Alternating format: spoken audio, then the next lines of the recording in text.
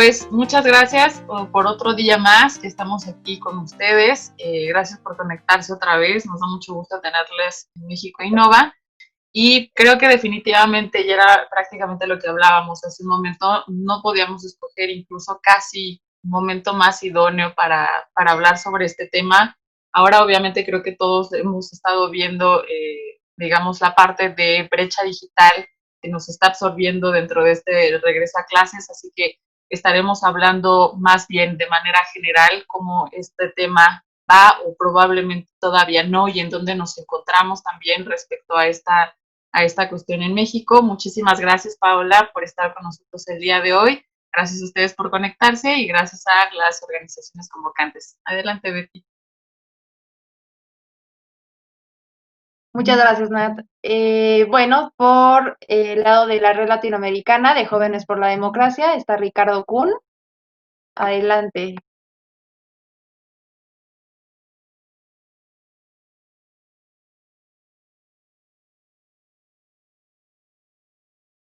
Bueno, esta vez voy a hablar a nombre de la Red Latinoamericana Jóvenes por la Democracia. Para nosotros es siempre un gusto el seguir generando estos espacios de participación, de colaboración y sobre todo el estar discutiendo estos temas tan trascendentales, tan importantes y sobre todo el darle la voz a los jóvenes para que pues estén construyendo y generando ideas innovadoras para transformar las realidades a las que nos enfrentamos. Entonces, desde este aspecto, bueno, siempre agradecerles esta participación y sobre todo pues muy felices de seguir en esta colaboración con la Fundación Konrad Adenauer y con nuestros amigos de México Joven y de Nada Nos Detiene. Bienvenidas y bienvenidos. Muchas gracias y una disculpa, Aurora. Y por el lado de Nada Nos Detiene está Luis Ángel Guatimea. Adelante. Muchas gracias, Betty. Buenas tardes a todas, a todos. Es un gustazo compartir nuevamente una tarde con ustedes. Va a ser un honor escuchar a nuestra ponente del día de hoy, Paola Cicero, que va a ser una ponencia extraordinaria. Saludo con mucho cariño a las y los representantes de las asociaciones civiles anfitrionas y a todas y todos los participantes. Aprovechenlo al 100%, que ya estamos en la recta final de México Innova. Hay que aprovecharlo y les recuerdo, nuestro hashtag es México Innova y ahí pueden subir sus publicaciones, sus screens y vamos a estarlos compartiendo. Saludos, disfruten y aprovechenlo mucho.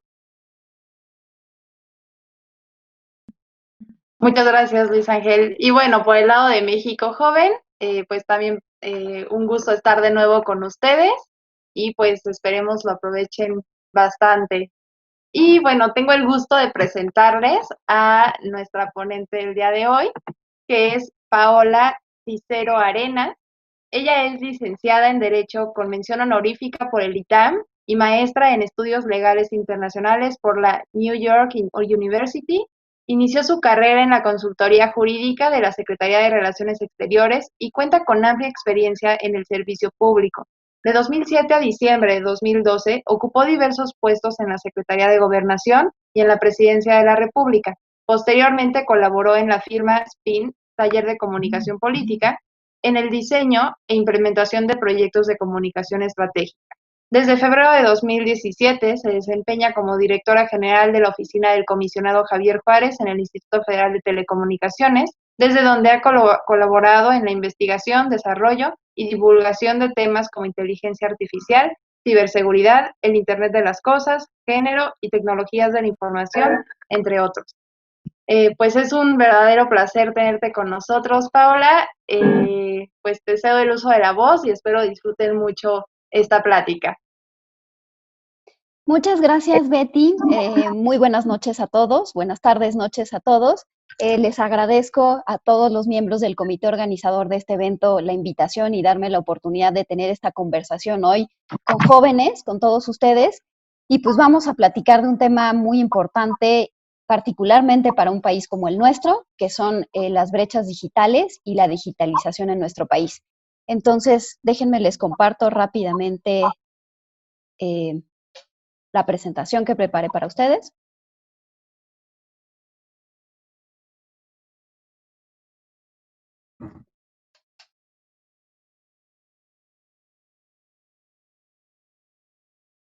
¿Me dicen si la pueden ver? ¿Sí? Ok, perfecto. Solo la pongo en modo presentación. Ok, pues entremos en materia.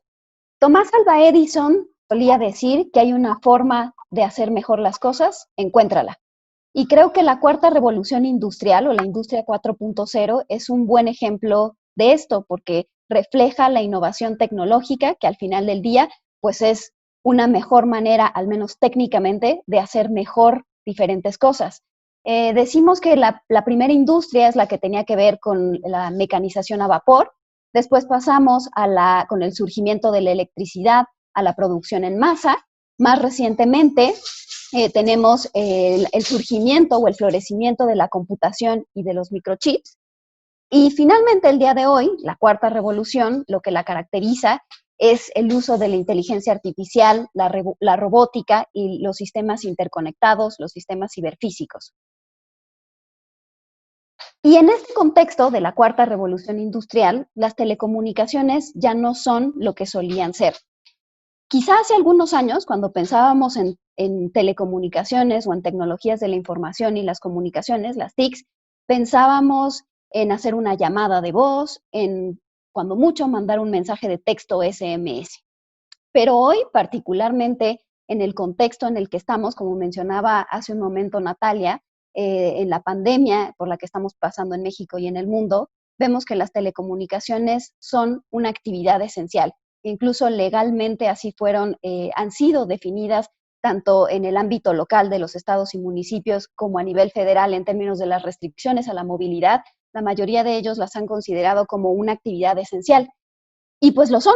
Creo que no necesito darles muchos ejemplos para convencerlos de que efectivamente hoy en muchas de las actividades que realizamos hoy dependemos, si no enteramente, en muy buena medida de las telecomunicaciones. Solo por ilustrar algunos casos, veamos, platicaba hace rato con Natalia sobre la teleeducación. La SEP creó el programa inicialmente Aprende en Casa, que tenía que ver con clases a distancia a través de una plataforma de Internet. Y ahora, a partir del día de ayer, que inició el nuevo ciclo escolar, pues está el programa Aprende en Casa en 2, que no solo se basa en Internet, sino ahora también se incorporaron la televisión a través de canales abiertos e incluso la radio para poder llegar a más alumnos. El comercio electrónico también es un buen ejemplo. Incluso en estos momentos de contracción económica, la actividad del comercio electrónico se ha incrementado de manera importante. Vemos que en nuestro país las ventas en línea aumentaron un 40% anual y que las ventas por Internet podrían alcanzar un valor de alrededor de 864 millones de pesos. Entonces, pues no son aspectos menores y fuera, digamos, del contexto de pandemia, tenemos el ejemplo del transporte, donde, por ejemplo, Uber, una de las plataformas que ofrece este servicio, pues resulta que nuestro país es la tercera economía más importante para esta compañía, porque le aporta alrededor de 1.2 millones de usuarios y está presente en 14 ciudades de nuestro país. Y por otro lado, no menos importante, también tenemos el gobierno electrónico, que antes ya era importante, pero ahora aún más, dadas las restricciones de movilidad. Y podemos ver algunos ejemplos importantes. Por ejemplo, la ADIP, la Agencia de Innovación Pública de la Ciudad de México, ya tenía un plan de digitalización gubernamental que, dada la pandemia, tuvo que acelerar y se espera que para noviembre estén disponibles más de 50 trámites en línea. Por ejemplo, sacar la licencia de manejo, que creo que todos nosotros estaríamos sumamente felices de tener la oportunidad de incrementar la oferta de trámites que podemos hacer por esta vía. Y el propio Instituto Federal de Telecomunicaciones, donde yo trabajo, también ofrece una ventanilla electrónica que a lo largo de esta pandemia ha estado habilitando más y más trámites, de tal manera que al día de hoy, más del 80% de los trámites que se pueden o se tienen que hacer en el instituto, se pueden hacer completamente vía electrónica. Entonces, vemos que las telecomunicaciones, con todos estos ejemplos, son mucho más de lo que solían ser y ahora son una herramienta incluso para el ejercicio de muchos derechos.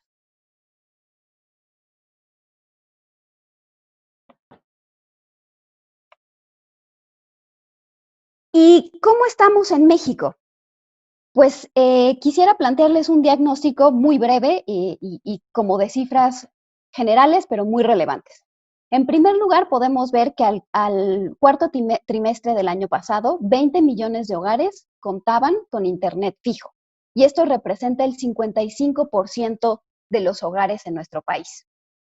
También es importante decir que igualmente en 2019, 80 millones de personas utilizaron Internet y esto equivale al 70% de la población en nuestro país, que como verán, pues no es menor. Y finalmente, también al cuarto trimestre del año pasado, se triplicó la penetración de banda ancha móvil en nuestro país. Entonces, creo que tenemos avances importantes, por ejemplo, de 2015 a 2019, el porcentaje de usuarios de Internet se incrementó de 57 a 70%, lo que representa una tasa de 22% y lo que equivale en términos de personas que utilizan Internet a más de 18 millones de usuarios. Y en términos de los jóvenes, que son el público que hoy nos acompaña, pues les puedo decir que el 75% de la población de 6 años o más dispone de un teléfono celular. Y esto representa un incremento de más de 3 puntos porcentuales respecto de los niveles que teníamos en 2015. Entonces también los jóvenes y en general la gente de 6 años o más está empezando a conectarse más y a tener acceso a las comunicaciones. Y estos datos, ¿cómo se leen respecto del mundo? Porque podríamos pensar, bueno, pues de manera aislada, pues suenan bien, pero quizá en términos comparativos ya no tanto. Pero les tengo buenas noticias. También resulta que en los últimos 6 años, México es el segundo país con mayor crecimiento en la penetración de banda ancha móvil entre los países miembros de la OCDE, lo que representa un incremento de más de 200% en este rubro. Y también del año 2018 a 2019, dentro de los países que son miembros de la OCDE, somos el cuarto lugar con mayor crecimiento en la penetración de banda ancha fija, con un incremento de 6.7% anual.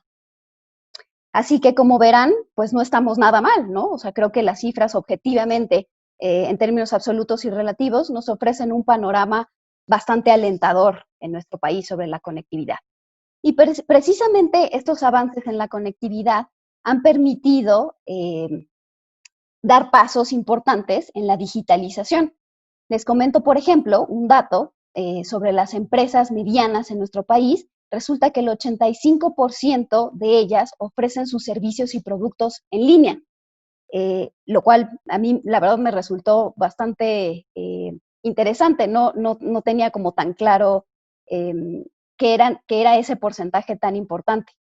Y por otro lado, también en términos de gobierno, el 90% de las transacciones gubernamentales pueden hacerse en línea en nuestro país. Solo igual para compararnos, somos el líder en América Latina en digitalización de trámites, solo seguidos de Brasil, con un 75% en Brasil. Y en términos del mundo, la Unión Europea, en la Unión Europea se puede iniciar el 81% de los procedimientos en línea. Entonces, también esta es una buena noticia, estamos bastante bien en términos de digitalización de trámites. Y todo este entorno, si bien, como les he hablado de cifras positivas, pues es indudable que también trae muchos retos y de diversa naturaleza. El primero de ellos es una creciente demanda de datos. Como seguramente todos ustedes no solo habrán visto, sino que habrán sido protagonistas de esta demanda de datos, justamente solamente ahora en esta conferencia, pues estamos utilizando un ancho de banda importante para transmitir imagen, voz y video, ¿no? Entonces, esta creciente demanda de datos se ha y se hará cada vez más importante, genera a su vez otro reto, que es el de la infraestructura. Para soportar esta demanda de datos es necesario un despliegue de infraestructura que garantice y soporte esta demanda. Lo que a su vez está relacionado con el siguiente reto, que es el espectro. Para todas estas actividades que hemos platicado y que hemos descrito, se necesita, sin duda, el espectro. Si bien el Instituto Federal de Telecomunicaciones en los últimos años ha más que duplicado la disponibilidad del espectro, pues se requiere mucho más. Incluso seguramente habrán escuchado hablar de las redes 5G, que cuya entrada es incipiente, pues estas redes necesitarán justamente más infraestructura y más espectro para desplegarse. Y teniendo todos estos datos viajando de punto a punto, otro de los retos importantes, pues es la ciberseguridad. Precisamente ahora que hay tanta gente en teletrabajo, por ejemplo, ¿no? Enviando grandes cantidades de información, quizá más de lo habitual, pues se requiere tener la confianza de que esta información está segura y vive en repositorios seguros y se va a transmitir de manera segura. Entonces, la ciberseguridad cobra gran importancia porque además genera confianza, y para la expansión y el desarrollo y la innovación tecnológica se requiere tener confianza. Si nosotros los usuarios no tenemos confianza en cómo funciona la tecnología, pues simplemente no la vamos a adoptar o no con su máximo potencial. Otro de los retos tiene que ver con nuevos modelos de negocio en competencia. Seguramente habrán escuchado hace algunas semanas sobre una controversia que existe entre el Instituto Federal de Telecomunicaciones y la Comisión Federal de Competencia Económica respecto a un tema que tiene que ver con la compra con la relación entre dos plataformas que son Uber y Corner Shop. Entonces, estos nuevos modelos de negocios plantean pues retos para los reguladores sobre cuál es la mejor manera de abordar las problemáticas que se generan y las actividades que se desarrollan en ellas. Y la convergencia de servicios precisamente abona a estos nuevos modelos de negocio. Y por último, es el tema de la brecha digital, que es en el que nos enfocaremos en los próximos minutos y que creo que es uno de los más importantes. La brecha digital, si bien comúnmente lo encontramos referido así, en realidad abarca o comprende 3 brechas. La primera es la que tiene que ver, o la que llamamos la brecha de cobertura, que es que la conectividad llegue a todos los lugares, o al menos a todos los lugares donde hay habitantes, ¿no? No tiene sentido que en el desierto del Sahara haya conectividad si nadie vive ahí. Pero bueno, en principio quiere decir que la comunicación, que la conectividad llegue a todas las regiones posibles.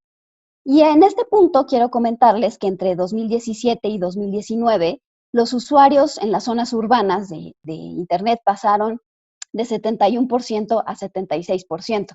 Entonces, hay un incremento adecuado, pero mientras que esto contrasta con las zonas rurales, donde el incremento fue del 39 al 47%. Entonces, ahí vemos que hay un incremento en términos porcentuales o de puntos porcentuales mayor, pero pues donde todavía hay áreas de oportunidad importantes que tienen que ver, entre otras razones, con, por ejemplo, las características de orografía de nuestro país o con la dispersión demográfica, que a veces no hacen fácil en términos, digamos, técnicos de accesibilidad, de desplegar la infraestructura para llevar la conectividad a estas zonas, pero también no lo hace fácil en términos de que sean modelos de negocio rentables para los operadores. Entonces, sin duda, hay un área de oportunidad significativa ahí. La segunda brecha que compone el concepto de brecha digital es la brecha de acceso. Y esta tiene que ver con escenarios donde aun cuando hay cobertura en términos técnicos, no hay recursos para tener conectividad. Es decir, la gente, a pesar de que en su lugar de residencia hay conectividad, no tiene los recursos para comprar un teléfono inteligente, para comprar una computadora, una tablet o para pagar un plan de renta mensual que le permita tener acceso a Internet. Este es uno de los problemas más importantes en nuestro país. En la última encuesta nacional del uso de tecnologías de la información en los hogares, la ENDUTI 2019, obtenemos un dato importante, que es que 37 de cada 100 de los encuestados contestaron que no se conectan precisamente por falta de recursos económicos. Entonces, a veces estamos como muy concentrados y enfocados en la falta de conectividad y que la conectividad no llega a todas las regiones del país, lo cual es cierto, pero también es igualmente cierto e igualmente importante tener en cuenta este factor económico, que no es menor, como lo refleja en la encuesta. Y en tercer lugar, el tercer concepto que abarca la brecha digital es la brecha de apropiación.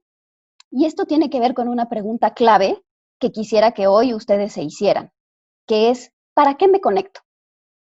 Y de acuerdo nuevamente con la última encuesta disponible, Lenduti, resulta que el 90% de los encuestados se conecta para efectos de entretenimiento, lo cual está muy bien. Yo no tengo ningún problema y soy la usuaria número 1, especialmente en la pandemia, de cosas como Netflix y Amazon Prime y todas estas cosas que nos gustan, o de las redes sociales, pero quizás sería importante cuestionarnos, no solo como personas, sino como país, ¿para qué queremos conectarnos? Es importante un dato, por ejemplo, el uso de la banca electrónica, que si bien se ha incrementado de 2015, solo 4% de los usuarios de Internet utilizaban banca electrónica, y en 2019 este porcentaje aumentó a 17%, que equivale más o menos a 13, 14 millones de personas, pues en realidad es muy bajo con respecto al uso o a los otros usos que hacemos de Internet. Entonces, esta es una brecha que también es importante tener en cuenta y que quizá no es tan visible o no la tenemos como en nuestro top of mind cuando pensamos en brechas, pero también es muy importante para el desarrollo de nuestro país. Y para ilustrar este concepto de las brechas, el Instituto Federal de Telecomunicaciones desarrolló una herramienta que permite, por un lado, visibilizar el problema y, por el otro lado, hacer un ejercicio de probabilidad en el que se puede, con base en determinadas características socioeconómicas, como la edad, el sexo, la ubicación geográfica, el nivel de escolaridad y el nivel de ingreso, se puede ver qué probabilidad tiene una persona de utilizar Internet para ciertas actividades en su vida diaria. Y aquí les quería poner un ejemplo que me parece sumamente contrastante e impactante. Tenemos por un lado, en la parte de arriba, a su izquierda, un hombre de entre 25 y 34 años, es decir, como cualquiera de los compañeros que pueden acompañarnos hoy aquí, que vive en la Ciudad de México, es decir, vive en una zona urbana, y que tiene un nivel de escolaridad de licenciatura y que obtiene ingresos por su trabajo de entre 12,000 y 23,000 pesos. Y vemos que una persona con un perfil como este tiene 98%, casi 99% de probabilidad de utilizar Internet para sus actividades diarias. Y en contraste, vemos, por ejemplo, una mujer de la misma edad, de entre 25 y 34 años, pero que se ubica en una zona rural de Chiapas, cuya educación es solamente a nivel primaria, y que se dedica al hogar. Y con estas características vemos que la probabilidad de que utilice Internet para sus actividades diarias es solamente del 11%. Entonces, este es solo un ejemplo de laboratorio, digámoslo así, pero que creo que refleja en buena medida la realidad que desafortunadamente todavía vive en diferentes zonas de nuestro país. Y ante estos retos tan importantes, ¿qué soluciones o qué potenciales soluciones se están implementando en México y en el mundo para poder cerrar las brechas o al menos enfrentar estas brechas? En primer lugar, como les decía yo, pues está facilitar el despliegue de infraestructura. No sé si han escuchado esta frase de que los datos son el nuevo petróleo y las telecomunicaciones pues son, digamos, como las nuevas redes sobre las que fluyen esos datos. Entonces, efectivamente, para que haya más telecomunicaciones tiene que haber más infraestructura. Y para ello se han hecho diferentes cosas. Desde el Instituto Federal de Telecomunicaciones, por ejemplo, en términos de la regulación asimétrica que se le ha impuesto al agente económico preponderante en telecomunicaciones, pues se han establecido diferentes obligaciones que permiten facilitar el despliegue de infraestructura para los que no son preponderantes, es decir, para las empresas que no son tan grandes y que no tienen este poder de despliegue. Y también quisiera contarles de un caso interesante del estado de Hidalgo, en el que desarrollaron un modelo en conjunto con la Secretaría de Comunicaciones y Transportes, la Industria y la Comisión Nacional de Mejora Regulatoria, la CONAMER, para tratar de facilitar este despliegue, porque en nuestro país, como seguramente muchos de ustedes saben, pues los municipios gozan de autonomía, de una autonomía muy importante. Y eso quiere decir que los requisitos y los trámites para el despliegue de infraestructura en las diferentes ciudades de nuestro país son enteramente distintos, tienen plazos distintos, costos distintos, Y esto implica costos de transacciones muy importantes para las empresas. Entonces, retrasos en sus proyectos de despliegue. Y entonces el Estado de Hidalgo, muy, digamos, sensible a estos problemas, desarrolló un modelo de trámites que al menos distingue entre, por ejemplo, la autorización de un nuevo proyecto o el mantenimiento, que pues les supongo, los requisitos que implican un mantenimiento pues son menores que los de un nuevo proyecto. Y también les pone fechas y plazos muy claros. Y entonces, por ejemplo, dice, para autorizar un proyecto nuevo, pues tenemos un plazo máximo de 7 días, lo cual abona las condiciones de certeza y con la certeza pues abona a incentivar la inversión que necesita el despliegue de infraestructura. Entonces son ejemplos importantes de lo que se está haciendo en nuestro país para poder atender este frente. Y por otro lado, les mencionaba hace un momento la administración eficiente del espectro. Aquí también el Instituto Federal de Telecomunicaciones, pues es la autoridad que por mandato constitucional es la responsable de la administración eficiente del espectro. Y como les decía hace un rato, ha más que duplicado el espectro disponible a través de licitaciones y diferentes mecanismos, y justamente está planeando aún en estos contextos de pandemia, pues seguir poniendo a disposición espectro, tanto para estaciones de radio y para otros proyectos de telecomunicaciones. Otro de las herramientas que seguramente habrán escuchado es la red compartida.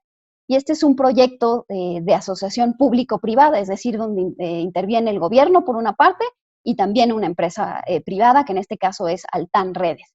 Y este es un proyecto muy importante porque hacia finales de 2024, si no me equivoco, tiene el objetivo de ofrecer cobertura al 92.4% de la población de nuestro país que actualmente no está conectada. Entonces, esto va a tener un impacto de ser exitoso, que estoy segura que lo será, va a tener un impacto muy importante para cerrar la brecha, la primera de las brechas que tiene que ver con el acceso a la conectividad. También otro mecanismo importante y poco conocido son las obligaciones de cobertura que se imponen en las licitaciones. Recientemente el Instituto Federal de Telecomunicaciones echó mano de esta herramienta y entonces a quien gana o a los ganadores de las licitaciones que se llevan espectro para desarrollar sus proyectos comerciales, se les dice muy bien, desarrolla tu proyecto comercial con tu modelo de negocios, siempre que cumplas los requisitos de las bases, pero como ganador vas a cumplir con algunas obligaciones sociales, llamémoslo así. Entonces, por ejemplo, en la última licitación, el instituto puso la obligación al ganador de servir en al menos 200 de las 557 localidades del país que tienen entre 1,000 y 5,000 habitantes, y que aún no cuentan con un servicio móvil. Entonces le dijo al ganador, vas a tener que atender estas localidades pequeñas, con pocos habitantes, que normalmente resultarían poco rentables, y les vas a tener que ofrecer conectividad de al menos 3G, que esa es otra cosa importante, ¿no? No puede ser tecnología legacy, sino que les pone un estándar de calidad, digámoslo así. Y, por ejemplo, otra segunda obligación que impusimos en esa licitación fue llevar redes 3G o LTE a las zonas económicas especiales y a las carreteras que las conectan. Muchas veces seguramente habrán escuchado o habrán padecido el tema de que no hay conectividad en las carreteras, ¿no? Sobre todo cuando no son las principales autopistas de nuestro país. Entonces, pues también se puso una obligación de cobertura en ese sentido, solo por mencionar, digamos, un ejemplo. Y otra herramienta que les quería comentar, que tiene un gran potencial, son los fondos de cobertura universal, que tampoco se suelen abordar normalmente, y quizá tiene que ver porque nuestro país no está muy involucrado en ello. Y esto tiene que ver con subsidiar la demanda, es decir, utilizar el dinero que se obtiene de las licitaciones o de los impuestos que se cobran a los operadores, digamos, meterlo en una bolsa, que puede ser un fideicomiso generalmente, para subsidiar la demanda de aquellas zonas que no son comercialmente rentables. Y tenemos ejemplos de esto en Costa Rica y en Estados Unidos.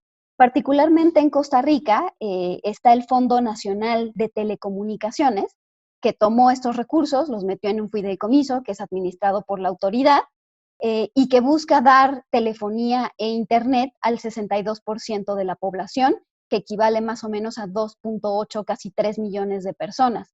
Y en Estados Unidos sucede algo similar. La FCC, que es digamos, el homólogo del Instituto Federal de Telecomunicaciones, el regulador en ese país, también tiene un fideicomiso y hace licitaciones cada año para desarrollar los proyectos con esos recursos.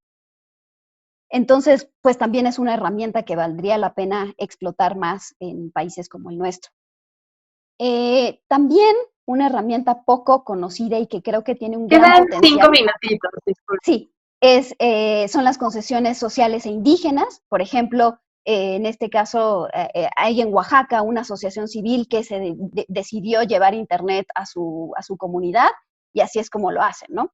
Y finalmente, la educación, que es lo que yo quería enfatizarles el día de hoy, que es sumamente importante. El Foro Económico Mundial recientemente sacó una cifra en la que dice que el 65% de los niños tendrá un trabajo que aún no existe. Y creo que esto es algo muy importante para ustedes, jóvenes, que todavía están en este camino, y es que ya pasaron los tiempos donde con una licenciatura o una maestría o un doctorado podía salir adelante en la vida. Ahora se habla del concepto de educación de por vida. Y justo como lo ilustra esta frase que puse aquí de Yuval Noah Harari, pues hay que reinventarse todos los días e innovar para poder cumplir con esto. Como les mencionaba hace un momento, ¿conectividad para qué? Es una pregunta central que quisiera que se hiciera en el día de hoy. Como les mencioné, pues las telecomunicaciones son habilitadoras de derechos. Las habilidades digitales son importantes no solo para tener acceso a un trabajo mejor remunerado, o si tengo una empresa, vender mis productos en línea, sino que son una fuente de conocimiento. Nos permiten acceder al conocimiento, generarlo, compartirlo, y eso empodera. La información empodera, y con eso podemos insertarnos como ciudadanos mucho más empoderados. Y por último, lo más importante que quería decirles el día de hoy, algo que yo llamo el factor X, que es esencialmente la mezcla de dos variables. La primera, la educación como parte de la infraestructura de las telecomunicaciones. No tiene el mismo potencial desplegar redes 5G, radiobases, antenas y administrar eficientemente el espectro, si los usuarios no estamos educados para dejar de ser usuarios pasivos, sino activos. Y el otro factor eres tú. Ustedes que me están escuchando son quienes pueden hacer la diferencia para que estos cambios disruptivos y la disrupción tecnológica generen un bienestar en nuestro país, es decir, no sean solo una mejora técnica, como quizá se deriva de la frase de Tomás Alva Edison, sino que generen realmente bienestar y podamos cambiar el curso que hasta ahora ha tenido la cuarta, no cambiar, pero quizá mejorar el curso que hasta ahora ha tenido la cuarta revolución industrial. Entonces, pues les dejo esas ideas sobre la mesa, y con mucho gusto, si quieren conversar al respecto, estoy a su disposición. Perfecto, muchas gracias, Paola. Y pues vamos a pasar a la sesión de preguntas. Ya tenemos algunas por aquí, voy a empezar a leerlas. La primera es de Itzel Rosillo, de Ciudad de México, y ella pregunta que si el Internet es un servicio privado donde hay que pagarlo regularmente para tener el servicio, ¿cómo el Estado puede seguir asegurando la educación gratuita? Bueno, precisamente por eso, como les comentaba, el Instituto Federal de Telecomunicaciones no tiene mucha incidencia en eso, pero precisamente por eso se optó por incluir dentro del plan Aprende en Casa, es decir, la parte de educación que se tiene ahora, pues en incluir la señal de televisión, los canales de televisión abierta, para que pueda abarcarse a mayor población. Y por otro lado, también creo que la educación en un sentido amplio tiene que ver con que hoy, gracias al Internet, que en general puede haber, sí, planes de renta y demás, pero también hay muchos lugares donde se ofrece de manera gratuita, bajo ciertas condiciones, pues que con una tablet o una computadora o un celular puedes acceder a la información que está en Internet, circulando por todo el mundo. Entonces creo que también esa es una forma de entender la manera de educarnos, ¿no? En sentido formal, la educación provista por el Estado, pero también la información a la que nosotros podemos tener acceso. Perfecto, muchas gracias. La segunda pregunta es de Javier Varela, de Guadalajara, y es la siguiente. Él, bueno, dice que es estudiante de la carrera de Derecho, que va en 5º semestre, y que le gustaría especializarse en Derecho Digital. La pregunta es, ¿en dónde puedo capacitarme para desarrollarme en esta nueva rama del Derecho Digital, ya que en la Universidad de Guadalajara, donde estudio, no se tocan estos temas? Así como si hay oportunidades para llevar a cabo nuestro desarrollo profesional en espacios de la administración pública, de acuerdo a su experiencia profesional. Y pues creo que algo positivo del momento en el que vivimos hoy es que hay una buena oferta académica que a la cual se puede acceder en línea. Entonces, la verdad es solo cuestión de buscar, digamos, como en las principales escuelas de derecho, tanto de nuestro país como de otros países, solo por cercanía geográfica a Estados Unidos, y casi todas tienen algún, si no licenciatura o maestría, sí tienen por lo menos algún diplomado o curso de actualización que tiene que ver con esto. Y en términos de desarrollo profesional, quiero comentar las dos cosas. Una, en el Instituto Federal de Telecomunicaciones, por ejemplo, hay un programa que se llama Semillero de Talentos para aquellas personas que tienen, creo que máximo 6 meses de haber concluido su licenciatura y pueden ingresar al instituto, digamos, como una especie de becarios, adquirir experiencia e incluso después ya tenemos casos de éxito donde han concursado por plazas dentro del instituto y pues ya se han quedado, digamos, como personal de base. Y por otro lado, también tiene que ver con lo que les mencionaba hace un momento de la educación de por vida. Yo, por ejemplo, soy abogada, estudié una maestría en estudios legales internacionales, pero en realidad, pues he tenido que aprender a través de cursos, diplomados, lecturas, ¿no? Comprando mis propios libros, etcétera, pues para aprender sobre todas estas innovaciones tecnológicas y otras cosas que necesito saber para mi trabajo. Entonces, también está un poco la parte de ser autodidacta y buscar todo el tiempo esta nueva información, ¿no? Es una nueva forma quizá que nos ha obligado a entender de manera distinta la educación.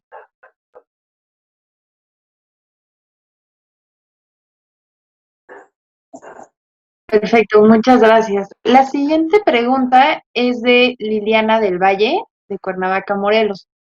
Y ella pregunta que cuál es el reto que enfrenta México en materia de telecomunicación, porque nos hemos dado cuenta que aún falta mucho para llegar a todo el territorio nacional. Sí, pues bueno, creo que en mi presentación abordé cuáles son los principales retos, uno de los cuales es sin duda la brecha digital conformada por las 3 brechas que les comenté, y solo quisiera precisar que es común hablar de la cobertura en términos de territorio, pero creo que lo correcto es hablar de cobertura en términos de población. Eso es muy importante, porque como les mencionaba hace un momento, no es eficiente buscar tener cobertura o conectividad en zonas donde no hay gente. Lo que queremos es que haya conectividad en zonas donde habita la gente y así es como se mide. Ese es el indicador, cobertura poblacional.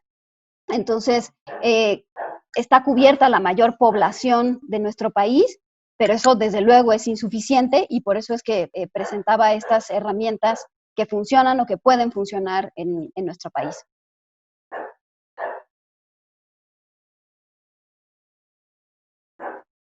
Muchas gracias, Paola. La siguiente es de Adrián Martínez Gopar, de Oaxaca. Y él pregunta, ¿qué mecanismos serían necesarios para articular estrictamente, tal y como viene estipulado en el marco jurídico, en materia sobre licitación, pero al mismo tiempo para garantizar la doble D en materia de acceso a la información pública, ya que es un derecho humano, y de transparencia? Y por otro lado, ¿qué retos enfrenta México en... Ah, perdón. Si quieres esa y Perdón, la es que siguiente. se cortó un poco la primera parte de la pregunta, no sé si más bien de la primera pregunta, no sé si me la pudieras repetir. Sí, claro. ¿Qué mecanismos serían necesarios para articular estrictamente, tal y como viene estipulado en el marco jurídico, en materia sobre licitación, pero al mismo tiempo para garantizar la doble D en materia de acceso a la información pública, ya que es un derecho humano y de transparencia? Pues la verdad no entiendo muy bien a qué se refiere la pregunta.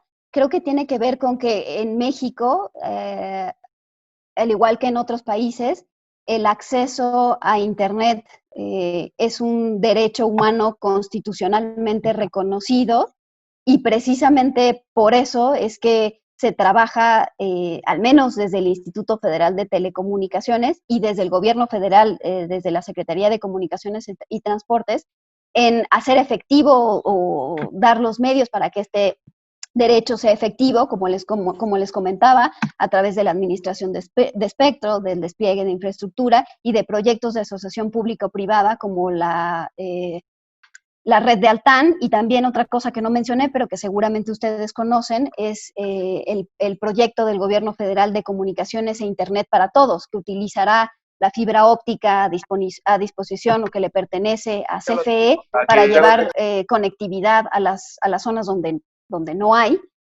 zonas principalmente de bajos ingresos, y así poder garantizar este derecho a la conectividad, al acceso a la información y lo que conlleva. Y la segunda pregunta de Adrián es, ¿qué retos enfrenta México en materia de licitación y subcontratación sobre las tecnologías de la información? Pues en términos de licitaciones, el reto más importante que estamos enfrentando ahora y que hemos visto son dos. El primero, que no tiene que ver con el contexto en el que estamos, es la evaluación del espectro. En México el espectro es particularmente caro y las empresas pagan precios que no se comparan con lo que se paga en otros países por algo equivalente, digamos. Entonces, pues se está tratando de platicar con el Poder Legislativo, con el Poder Ejecutivo, para llegar con base en las mejores prácticas internacionales, llegar a un mejor entendimiento de cómo debe evaluarse este recurso que es fundamental para el despliegue de infraestructura.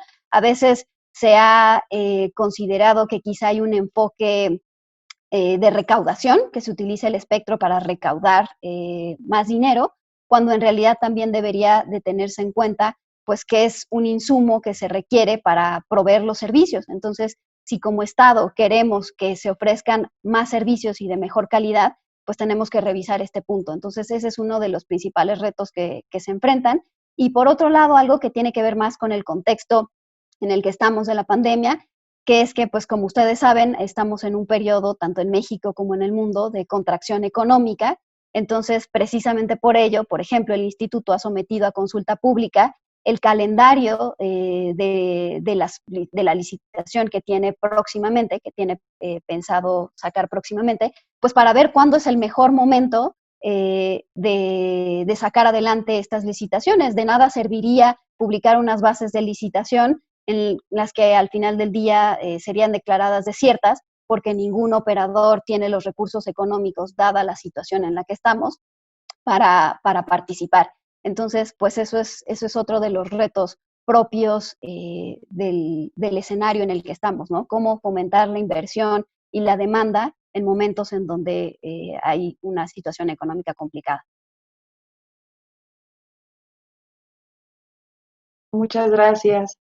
Gilberto García, de Guanajuato, pregunta, ¿cuál es la perspectiva de la expansión de la digitalización en el entorno rural? Pues como les mencionaba hace un momento, tanto el proyecto de comunicaciones e Internet para todos como el de la red compartida están focalizados en muchas de las zonas que son rurales y de bajos ingresos. Entonces, esa parte está cubierta por ahí. Y por otro lado, también en el instituto estamos implementando más herramientas para obtener más información y con mayor granularidad, precisamente para dirigir nuestros esfuerzos y nuestras baterías a esas zonas. Es decir, por ejemplo, en la próxima licitación, si tenemos mayor información sobre ciertas zonas rurales que requieren conectividad, pues se podría, por ejemplo, poner una obligación de cobertura social para el ganador de las próximas licitaciones. Entonces, creo que la perspectiva o la prospectiva es buena y pues habrá que ver cómo se desarrolla. Muchas gracias, Paola. Y por último, Juan Cruz de Mérida pregunta, ¿qué libros nos recomiendas para informarnos más acerca de este tema? Pues libros hay muchos, depende de gustos, géneros, edades, intereses. Les podría recomendar de un autor que se llama Tim Wu, que es de Estados Unidos, de la Universidad de Columbia, y él escribe mucho, por ejemplo, sobre neutralidad de la red y sobre los modelos de negocios de las empresas de telecomunicaciones, etcétera. Entonces, él es muy bueno. Si quieren algo un poco más ameno y menos técnico, sin duda el libro de 21 lecciones del siglo XXI de Yuval Noah Harari también les puede dar un buen panorama en términos generales como de la disrupción tecnológica. También Clara Luz Álvarez del CIDE tiene publicaciones importantes sobre telecomunicaciones y radiodifusión en México. Me parece que ese es el título de uno de ellos. Y también si les interesa más la parte de competencia económica, como los aspectos económicos que tienen que ver con estos sectores de telecomunicaciones y radiodifusión, uno de los autores más importantes es Máximo Mota, que tiene un libro que se llama Política de Competencia, Teoría y Práctica, me parece. Entonces, la verdad es que la oferta, igual que de cursos y de información en términos de libros, es sumamente amplia. Entonces, les recomiendo solamente como punto de partida esos, pero sin duda hay muchísimos más.